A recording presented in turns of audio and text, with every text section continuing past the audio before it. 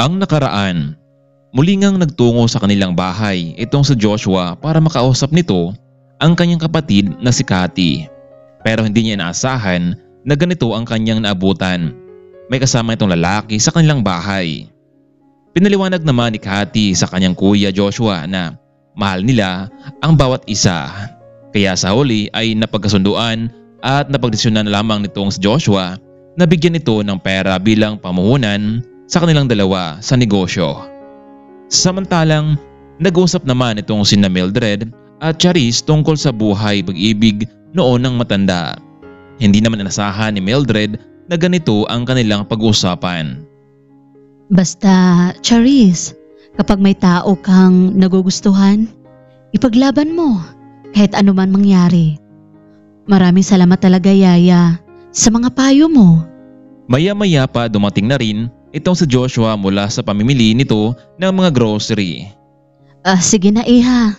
Lalabas na ako. Dumating na yata si Joshua. Sige, Yaya. Mamaya ay bababa na rin ako. Mabuti naman, Joshua, at nakauwi ka na. Nadala mo na ba ang kapatid mo? O Ate Mildred, maraming salamat talaga ha. Yung mga grocery, nabili mo rin ba? Oo ate, inilagay ko na sa kusina at maglilinis muna ako ng buong mansyon. Sige Joshua, medyo marami na rin mga dahon sa paligid ng mansyon eh. Samantalang bumangon naman itong si Charis at nagtungo sa kanilang hardin para makalanghap ng sariwang hangin kahit medyo hapon na ito. Ma'am Charis, nandito ka lang pala. Nalinis ko na pala ang buong mansyon pero mula kanina hindi kita nakita. Ayos ka lang ba ma'am? Baka may tulong ako sa'yo. Joshua, ayos na naman ako.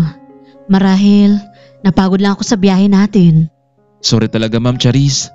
Hindi ko sinasadya na makita mo kami na nag-uusap ni Maris kanina. Ang totoo nga ma'am, hindi ko siya naman gusto eh. Oo. Inaamin kong may gusto akong babae pero hindi ko alam kung magustuhan niya rin ako dahil hindi kami magkatulad ng estado sa buhay. Kung aminin ko man sa kanya ay baka pagtawanan lamang niya ako. Hindi ipagtapat mo sa kanya. Malay natin, naghihintay lang siya na sasabihin mo. Ma'am, huling katanungan ko sa iyo sana. Ano ba talaga ang magpapasaya sa iyo? Baka makatulong ako. Alam mo Joshua, matagal ko nang gusto na sana balang araw uli makakita ang aking paningin, itong kabila kong mata. Pero hanggang ngayon kasi wala pa rin balita si Daddy eh, kung meron na siyang magiging donor sa mata ko. Alam mo, ma'am, darating din yan. Maghintay ka lang. Ma'am Charis, masaya ako na nagkakilala tayo kahit meron tayong hindi pagkaunawa ang dalawa. Pero ang totoo, hindi ko alam kung ito na ba ang tamang panahon para sabihin ko sa iyo ang lahat. Ano ang sasabihin mo Joshua? Di bali na lang. Baka magalit ka sa akin eh. Di bali nang palisin mo ako sa mansyon na to. Pero sasabihin ko sa iyo ang totoo. Mahal kita Charis. Gusto kita. Wala namang masama di ba na ilabas ko yung naramdaman ko sa iyo, di ba? Ano? May gusto ka sa akin? Bakit? Ewan ko. Bigla ko na lamang naramdaman. Sige na, alis na ako. Tawagan mo lang ako kapag may kailangan ka. Hindi naman inasahan ni Charis na magtapat na pag-ibig itong si Joshua sa kanyang mismong harapan. Samantalang isang malaking desisyon ang pinaisipan ni Joshua para maging masaya na itong si Charis. Naglakas loob itong tumawag kay Mr. Caballero, ang ama ni Charis, at nagtapat nito ang kanyang gusto. Hello? Sino to? Magandang hapon po, Don Rafael. Ako to si Joshua, yung katuwang dito sa mansyon nyo. Oh, ano kailangan mo at napatawag ka, Joshua? Wala lang po, Don Rafael. May kailangan akong sabihin sa inyo at pagtapat sa iyo. Ano yun, Joshua? Habang wala pa akong ginagawa sa office ngayon. Don Rafael, nabanggit kasi sa akin ni Ma'am Charis na gusto niya makakita muli pero wala pa daw ang mag-donate sa kanya. May nakausap na ako tungkol sa bagay na yan Joshua pero hindi pa nag-response yung pamilya ng pasyente. Kahit malaking halaga, makita lang muli ang anak ko. Don Rafael, nakapag-desisyon na po ako na ako mismo ang magdodonate nitong aking isang mata alang-alang lamang kay Ma'am Charis. Ano? Bakit naman Joshua? Anong meron? Gusto ko lamang pong makatulong sa anak ninyo. Kung ganun, 300,000 bilang kapalit sa mata mo. Sige Don Rafael, magkita na lang tayo sa ospital. Sige, bukas magkita tayo doon. Matapos nilang mag-usap ni Don Rafael ay ibinaba na ni Joshua ang tawag at nagtungo siya kay Mildred para magpaalam na may mahalaga itong gagawin kinabukasan. Ate Mildred, bukas nga pala may mahalaga kong gagawin pero hindi ko alam kung kailan ako makabalik dito. Ha? Bakit naman Joshua? Hindi naman mabigat ang trabaho mo dito sa mansyon ah. Oo Ate Mildred, pero may kailangan akong gagawin para sa pangarap ng kaibigan ko. Baka hindi papayag si Senyor Rafael sa gusto mo. Nakausap ko na siya at pumayag naman siya eh. Ikaw ang bahala Joshua. Hindi ka naman namin mapipilit. Salamat Ate Mildred ha. O siya, pwede bang tawagin mo si Charis at sabay na tayong kumain ng hapunan? Hello? Ma'am Charis? Kakain na daw sabi ni Ate Mildred. Sige Joshua, pakisabi na susunod na ako. Sige ma'am, bababa na ako ha. Nasa loob ng kwarto itong si Charis. Naguluhan ito kung ipagtapat niya ba kay Joshua ang kanyang nararamdaman dito. Noong hapon ding iyon, nasa pagkainan na ang tatlo ngunit naging tahimik lamang silang dalawa. Pero laging nakatingin itong si Charis sa binata at napansin ito ni Ate Mildred hanggang sa muling bumalik na si Charis sa kanyang kwarto. Joshua, aminin mo nga sa akin, may nangyari ba? Bakit ang tahimik ng dalawa ni Charis? May gusto ka ba sa kanya? Ha? Gusto? Wala po Ate Mildred. Ewan ko bakit siya biglang na ganyan. Joshua, hindi naman siya ganyang katahimik kung wala kang ginagawa sa kanya. Pero kung wala talaga, siguro nga naging malungkot itong si Charis dahil hindi rin kasi sila kompleto ng kanyang pamilya. Lalo na at Burmans na ngayon. O siya, umakyat ka na rin sa kwarto mo. Hindi ba aalis ka bukas? Nagtungo na rin itong si Joshua sa kanyang kwarto.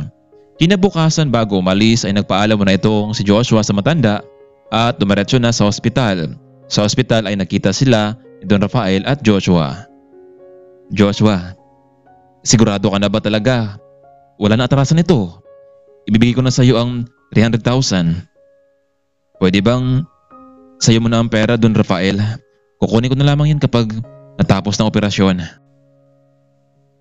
Sige, sa sunod na mga araw nakaschedule na ang operasyon ni Charis at nakausap ko na rin ang doktor. Huwag kang galala dahil ako na ang bahala sa gamot mo at sa papahingan mo ng kwarto sa ospital. Paano? Pwede ka na pumunta sa private room mo at nandun na ang nurse na mag-asikaso sa iyo. Pupunta lang ako sa bahay para ibalita ko kay Charis pero huwag kang galala dahil hindi ko sabihin sa kanya ito. Umalis na nga itong si Don Rafael at nasa private room naman itong si Joshua para paghandaan ang operasyon. Dad, mabuti naman at nandito ka. Anong sadya mo dito? Iha, good news. Dahil sa wakas, may magdodonate na sa iyo ng mata at pwede na simulan ang operasyon mo sa sunod na mga araw. Inayos ko ng lahat sa ospital. Talaga Dad? Kung ganun, magandang balita yan. Pero bakit? Hindi ka yata masaya? Dad, masaya ako. Ito yung hinihintay kong mangyari. Sige na. Yun lang ang ipinunta ko dito. At sunduin kita sa sunod mga araw, okay? Dumating na ang tamang oras para sa magiging operasyon nitong si Charis. Wala siyang kaalam-alam sa lahat ng plano ni Joshua sa kanya. Magkabilang kwarto lang ang pagitan nilang dalawa. Lumipas ng 8 oras sa wakas ay naging successful ang ginawang operasyon ni Charis. Ngunit nakabenda pa rin ang kanyang mata. Hinintay ang tamang araw para tanggalin ito. Ay, Iha. Kumusta ka na? Sa tagal ng panahon sa wakas, makakakita ka na rin. Maraming salamat talaga Dad sa ginawa mo. Kahit wala dito si Mommy. Okay lang pero syempre gusto ko rin mabuo ang pamilya natin. Lalo na kung magiging okay na ako. Charis, nakadepende pa rin sa desisyon ng mami mo. Kung babalik siya, nakahanda naman akong tanggapin siya para sa ating pamilya. Dad, matanong ko lang, sino ba ang nag-donate ng mata para sa akin? Taga dito lang ba sa bansa? Oo naman iha, pero sa ngayon, huwag mo munang alalahanin yan. Magpagaling ka muna at kapag naging okay ka na, pwede mo nang pasalamatan yung taong nagmagandang loob nito sa'yo. O sige na, magpahinga ka na. Mga 1 linggo lang, pwede nang tagalin yung benda mo, yan ang sabi ng doktor. Lumipas ng 1 linggo ay nakahanda na nga ang lahat para sa muling pagbabalik ng paningin ni Charis. Iha, tinanggal na namin ng benda sa mata mo. Pwede mo nang idilat yung isa at yung mga mata mo na yan. Nakakita ka na ba? Nakita mo na ba kami? Oo, Doc, pero medyo malabo pa itong isa eh. Huwag kang alala iha. Ilang minuto lamang ay magiging malinaw na yan. Tama ka, Doc. Medyo lumilinaw na nga. Dad, nakakita na ako. Sa wakas, maraming salamat talaga sa tulong mo. Pero Dad, may dapat ka rin malaman. Ano yun iha? Sana huwag kang magalit sa amin ni Joshua. Bakit ako magalit sa inyong dalawa? Dad, hindi ba nung nakaraan sinamahan ako ni Joshua para magbakasyon? Ang totoo, Dad, sa panahong iyon, may nangyari sa aming dalawa. Pero hindi siyang may kasalanan, Dad. Ako. Ano? Nagawa pa rin sa iyo ni Joshua yun? Bakit hindi mo agad sinabi sa akin? Dad, hindi ko na sinabi sa iyo kasi mahal ko rin naman si Joshua eh. At mahal niya rin niya ako. Pakiusap, Dad. Ang totoo, masaya ako na nakakita na ako. At mas magiging kumpleto na rin ang buhay ko kapag maging kami ni Joshua. Please, Dad. Sana pumayag ka, Dad. Mabuting tao naman si Joshua eh. Naalala mo ba na iniligtas niya kami ni Yaya Mildred mula sa kapahamakan? Kung ganun, Charis, desisyon mo yan. At bilang ama mo, kung saan ka masaya, masaya na rin ako. Pero Dad, ano? masamang balita kay Joshua. Ha? Ano nangyari sa kanya? Alam mo, nagkausap kami ni Joshua noong nakaraang linggo bago ka maoperahan. Siya ang lumapit sa akin. At ano, Dad? Siya ang... No, Dad.